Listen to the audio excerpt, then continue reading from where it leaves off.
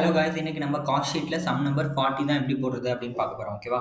First question படிச்சிடலாம். Mister Gopi furnishes the following data relating to the manufacture of a standard product during the month of April 2007. Okay, April மந்தோட எக்ஸ்பென்சஸ்லாம் நமக்கு கொடுத்துருக்காங்க. Okay, raw materials, consume, direct labour எல்லாமே கொடுத்துட்டாங்க.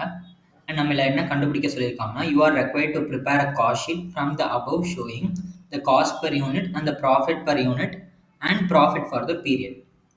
Okay, cost per unit கேட்டிருக்காங்க, profit per unit கேட்டிருக்காங்க, and profit for the period கேட்டிருக்காங்க. Okay, so first நம்ம ஃபார்மேட் எப்பயும் போடுற மாதிரி போட்டு ஃபஸ்ட் நம்ம என்ன ரா மெட்டீரியல்ஸ் கன்சியூம் 15,000.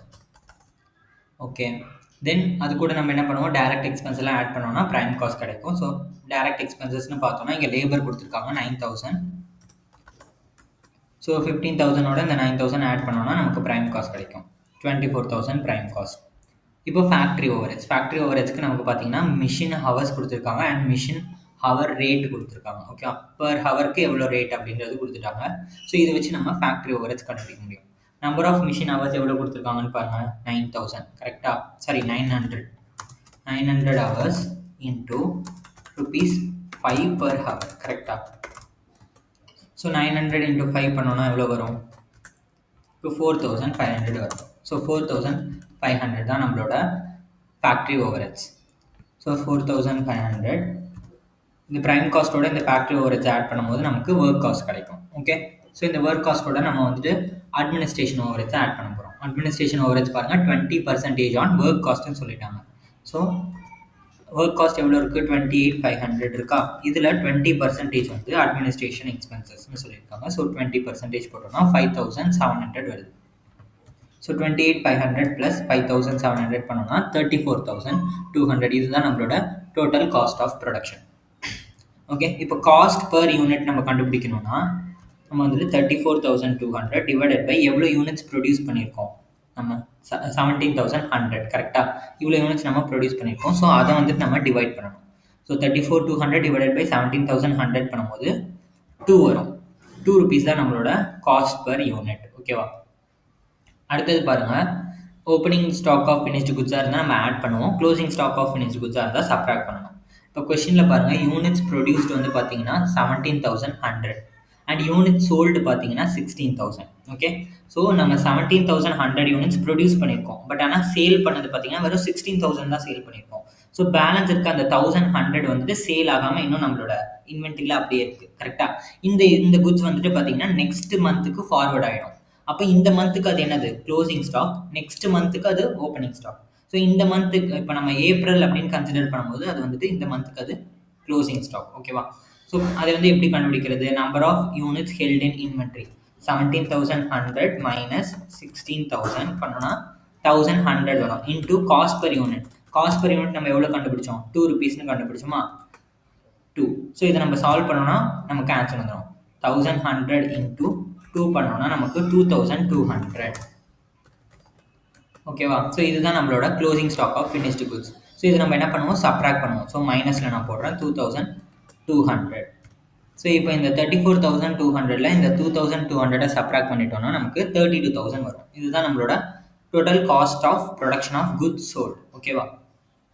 நெக்ஸ்ட் அதில் வந்து நம்ம என்ன பண்ண போகிறோம்? செல்லிங் அண்ட் டிஸ்ட்ரிபியூஷன் ஓவரேஜை ஆட் பண்ண போகிறோம். Selling and distribution overage add பண்ணோம்னா நமக்கு டோட்டல் காஸ்ட் ஆஃப் சேல்ஸ் எவ்வளோ தெரிஞ்சிடும். செல்லிங் அண்ட் டிஸ்ட்ரிபியூஷன் ஓவரேஜ் எங்கே இருக்குது? 0.5 per unit. 0.5 per unit sales and distribution. So selling and distribution பார்க்கும்போது நம்ம எவ்வளோ யூனிட் சேல் பண்ணியிருக்கோமோ அந்த யூனிட்ஸ் தான் நம்ம கன்சிடர் பண்ணணும். ஒரு யூனிட்டுக்கு 0.5ன்னு சொல்லிட்டாங்க. நம்ம எவ்வளோ சேல் பண்ணியிருக்கோம்? 16,000 யூனிட்ஸ் தான் சேல் பண்ணியிருக்கோம். ஓகே, ஸோ 16,000 இன்டூ 0.50 பண்ணோன்னா 8,000. ஓகேவா? ஸோ இப்போ இந்த 32,000 ப்ளஸ் இந்த 8,000 பண்ணோன்னா 40,000 தான் நம்மளோட total cost of sales. So இப்போ நம்ம சேல்ஸ் பர் மந்த் எவ்வளோ அப்படின்றது கண்டுபிடிச்சிடலாம். இந்த மந்த் எவ்வளோ சேல் பண்ணியிருக்கோம்? 16,000 யூனிட் சேல் பண்ணியிருக்கோம். ஒரு யூனிட் எவ்வளோன்னு சேல் பண்ணியிருக்கோம்? ₹4 ஈச்சுன்னு கொடுத்துருக்காங்க கரெக்டாக. இங்கே ₹4 கொடுத்துருக்காங்க. ஸோ 16,000 இன்டூ 4 பண்ணும்போது 64,000 வந்துருச்சு. இப்போ நம்ம ப்ராஃபிட் ஆர் லாஸான்றது ஈஸியாக கண்டுபிடிச்சிடலாம். சேல் பண்ணது வந்துட்டு 64,000 வந்திருக்கு நமக்கு ரெவன்யூ. அதில் நம்மளோட காஸ்ட்டை வந்துட்டு சப்ராக்ட் பண்ணிட போகிறோம். 40,000 நம்மளோட காஸ்ட்டு போச்சுன்னா பேலன்ஸ் 24,000 நமக்கு வந்து ப்ராஃபிட் வரும். ஓகே, ஸோ இது வந்துட்டு total profit. So profit for the month of April வந்துட்டு பார்த்தீங்கன்னா 24,000. இப்போ ப்ராஃபிட் பர் யூனிட் கேட்டிருக்காங்க. 24,000 டிவைடட் பை எவ்வளோ யூனிட் சேல் பண்ணமோ அதுக்கு தான் நமக்கு ப்ராஃபிட் வரும். ஸோ சேல் பண்ண யூனிட்ஸ் பார்த்தீங்கன்னா 16,000. ஸோ 16,000 டிவைட் பண்ணோம்னா நமக்கு 1.5 வரும். ஸோ ப்ராஃபிட் பர் யூனிட் எவ்வளோ? 1.5 rupees. அடுத்தது காஸ்ட் பர் யூனிட் நம்ம ஏற்கனவே கண்டுபிடிச்சிட்டோம், 2 rupees ஈச். ஸோ அதனால் அதையும் நம்ம போட்டுடலாம் 2. ஓகேவா? ஸோ நமக்கு இதுதான் மெயினாக வந்துட்டு கொஷினில் ரெக்குவயர்மெண்ட்டில் கேட்டிருக்காது. இந்த 3 தான் கண்டுபிடிக்க சொல்லி கேட்டிருந்தாங்க. நம்ம 3மே கண்டுபிடிச்சிட்டோம். இருந்தாலும் நம்ம எல்லாத்துக்குமே வந்துட்டு பர் யூனிட் நம்ம கண்டுபிடிச்சிடலாம். ஓகேவா? ஸோ பார்த்தீங்கன்னா நமக்கு 15,000 divided by raw materials consumed வந்து 15,000. நம்ம எவ்வளோ யூனிட்ஸ் ப்ரொடியூஸ் பண்ணோம்? 17,100. ஏன்னா இதெல்லாம் வந்துட்டு ரா மெட்டீரியல்ஸ் எல்லாமே ப்ரொடக்ஷனில் தேவைப்படக்கூடியது. கரெக்டாக? ஸோ அதனால் எவ்வளோ ப்ரொடியூஸ் பண்ணமோ அந்த யூனிட்ஸ் தான் நம்ம எடுத்துக்கணும். 9,000 டிவைடட் பை 17,100. அதே போல் 24,000 டிவைடட் பை 17,100. அதே போல் ஃபேக்ட்ரி ஓவர்ஹெட்ஸ் 4,500 டிவைடட் பை 17,100, 0.26. அதே போல் work cost 28,500 divided by 17,100, 1.67. Administration overheads 5,700 divided by 17,100. Next, closing stock of finished goods. Closing stock of finished goods 2,200 divided by எவ்வளோ யூனிட்ஸ் வந்துட்டு நமக்கு க்ளோசிங் ஸ்டாக்கில் இருந்ததோ அதோட டிவைட் பண்ணணும். ஓகேவா? ஸோ நமக்கு பார்த்தீங்கன்னா க்ளோசிங் ஸ்டாக்காக 17,100 ப்ரொடியூஸ் பண்ணியிருந்தோம். அதில் 16,000 தான் சேல் பண்ணியிருக்கோம். அந்த ரிமைனிங் 1,100 தான் நம்மளோட க்ளோசிங் ஸ்டாக். ஸோ 1,100ஓட டிவைட் பண்ணணும், 2 rupees ஈச்.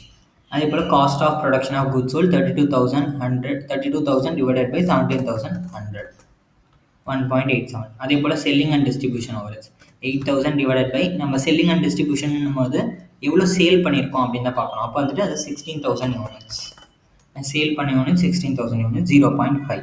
அதே போல் cost of sales 40,000 divided by 16,000. ஏன்னா நம்ம காஸ்ட் ஆஃப் சேல்ஸ்னும் போது 16,000 எடுக்கணும், 2.5. ப்ராஃபிட் பர் யூனிட் கண்டுபிடிச்சிட்டோம். சேல்ஸ் வந்துட்டு 64,000 டிவைடட் பை எவ்வளோ யூனிட் சேல் பண்ணியிருந்தோம்? 16,004. ஓகேவா? ஸோ அவ்வளோதான். நம்ம எல்லாத்துக்குமே நம்ம பர் யூனிட் கண்டுபிடிச்சிட்டோம். ஸோ இந்த சம் இதோட அவ்வளோதான். ஓகே, இதில் ஏதாவது டவுட் இருந்ததுன்னா கமெண்ட் செக்ஷனில் கேளுங்க, நான் ரிப்ளை பண்ணுறேன். ஓகே, பாய்.